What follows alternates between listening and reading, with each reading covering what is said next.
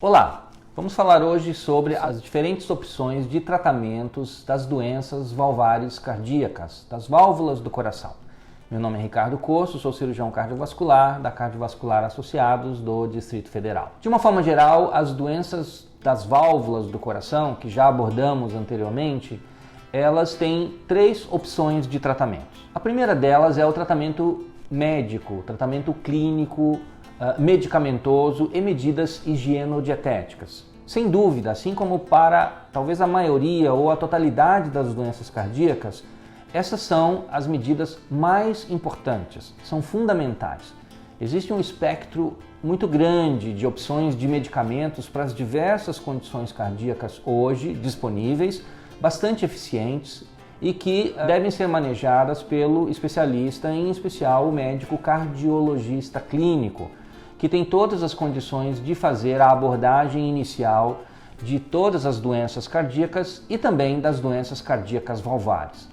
Então, a opção inicial para a grande maioria dos pacientes que têm diagnóstico de doenças nas válvulas cardíacas é a abordagem clínica médica, que deve acontecer pelo tempo mais longo possível. A experiência do médico, a condição do paciente em especial e os resultados de exames que levaram ao diagnóstico do problema e ao longo do seu acompanhamento são fundamentais para a identificação de qual a melhor forma de abordagem de cada caso, de cada paciente. Em algum momento, na maioria destes pacientes que têm diagnóstico de doença valvar, algo a mais pode ser necessário.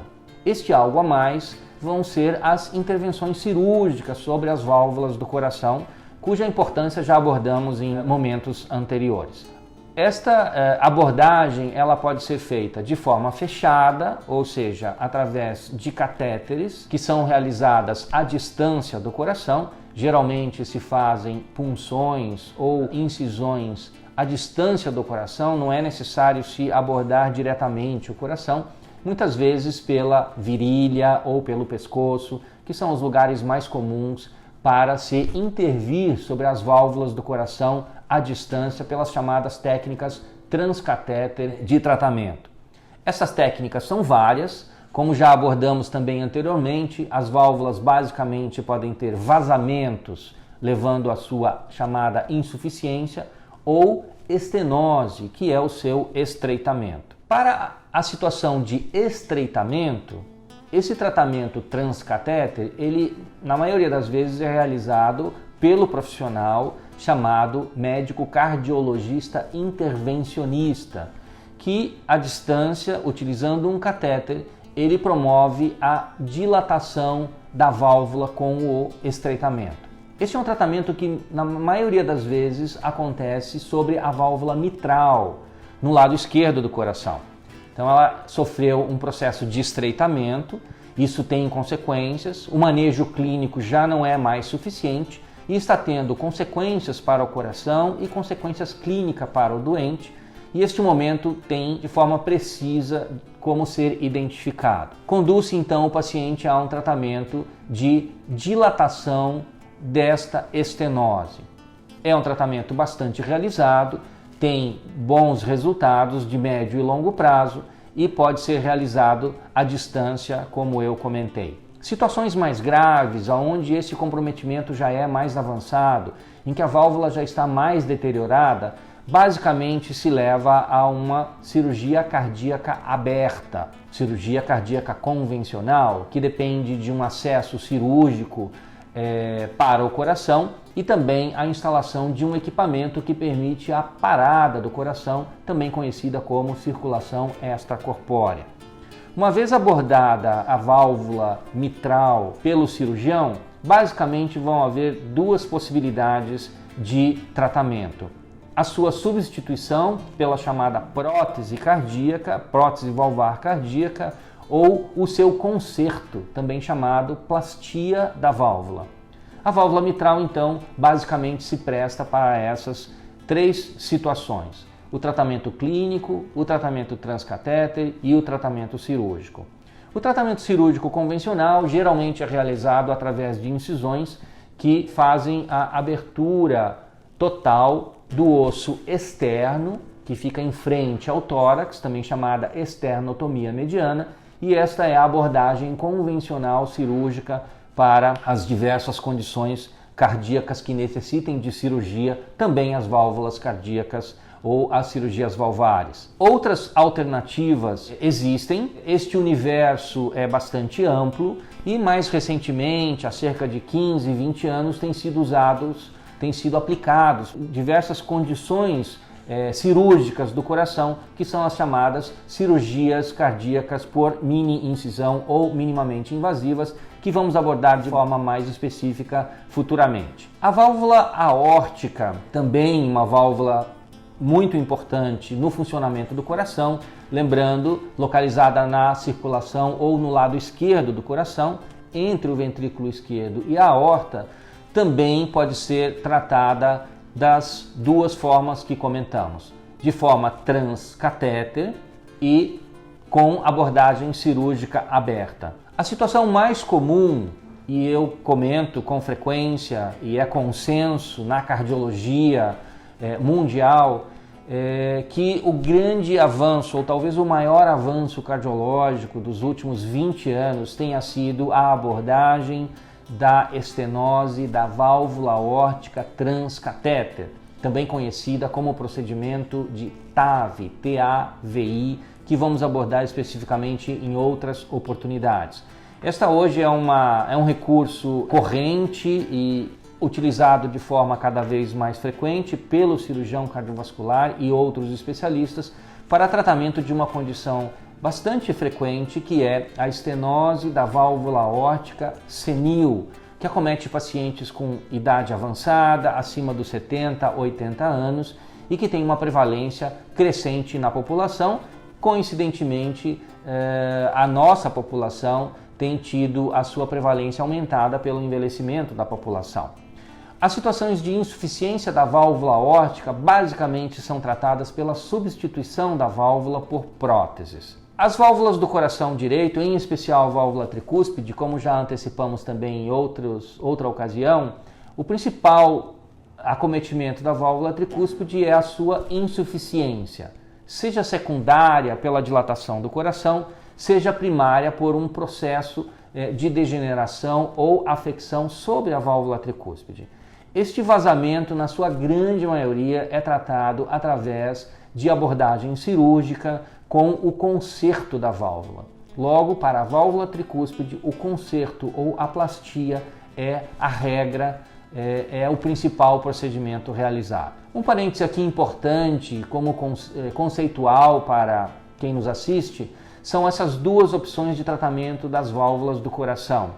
A plastia, ou seja, o seu conserto, em que o paciente ficará com a sua própria válvula, que sofreu ali algum tipo de intervenção, e são um universo grande de opções, e que ele permanecerá com a parte principal da sua válvula, levando ao funcionamento a abertura e o seu fechamento. E algum tipo de estrutura ou não artificial é utilizado para reforçar este processo ou este tratamento. Quando se identifica que a troca ou a substituição é necessária, e na sua maioria das vezes o cirurgião tem condição de saber isso de forma antecipada à cirurgia, outras não, essa é uma decisão intraoperatória, basicamente temos dois grandes grupos de próteses valvares cardíacas.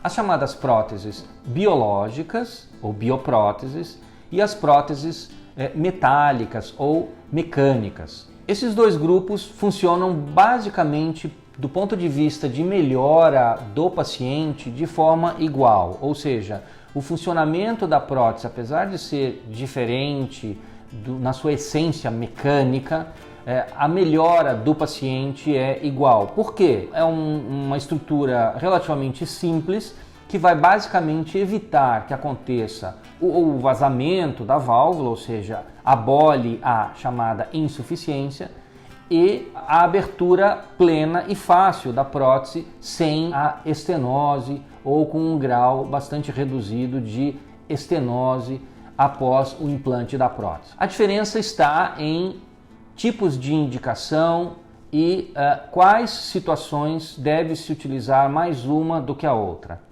As próteses biológicas, costumo comentar com os pacientes que elas têm uma facilidade, elas são bastante práticas, ou seja, uma vez operado, por bastante tempo o paciente não precisa ter grande preocupação com a presença da sua prótese. Continua sendo importante o acompanhamento com seu médico cardiologista de forma periódica, depende de caso a caso, minimamente 1 ou 2 vezes ao ano. Exames também para acompanhamento do funcionamento dessa estrutura, dentre outras situações do paciente cardiopata operado. Mas o funcionamento dessa prótese ele é bastante previsível e bastante seguro por algum tempo. Por essa facilidade, as próteses biológicas cobram um preço e este preço chama-se durabilidade.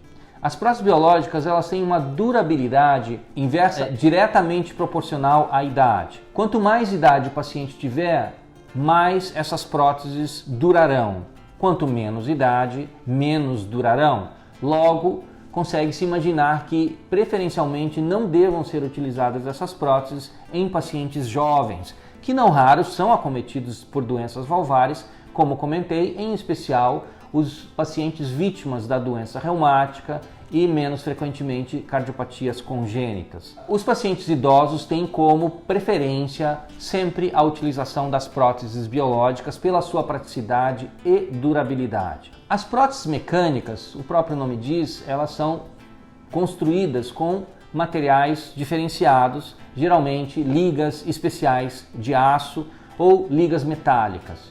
Essas próteses elas são praticamente indestrutíveis, logo, teoricamente, elas poderiam durar por um tempo indeterminado, ou para sempre, ou ao longo de toda a vida do doente. Temos uma questão: diferentemente das próteses biológicas, a presença da prótese metálica na circulação sanguínea dentro do coração, ela por si só é incompatível. O metal em contato com o sangue leva à formação de coágulos e trombos.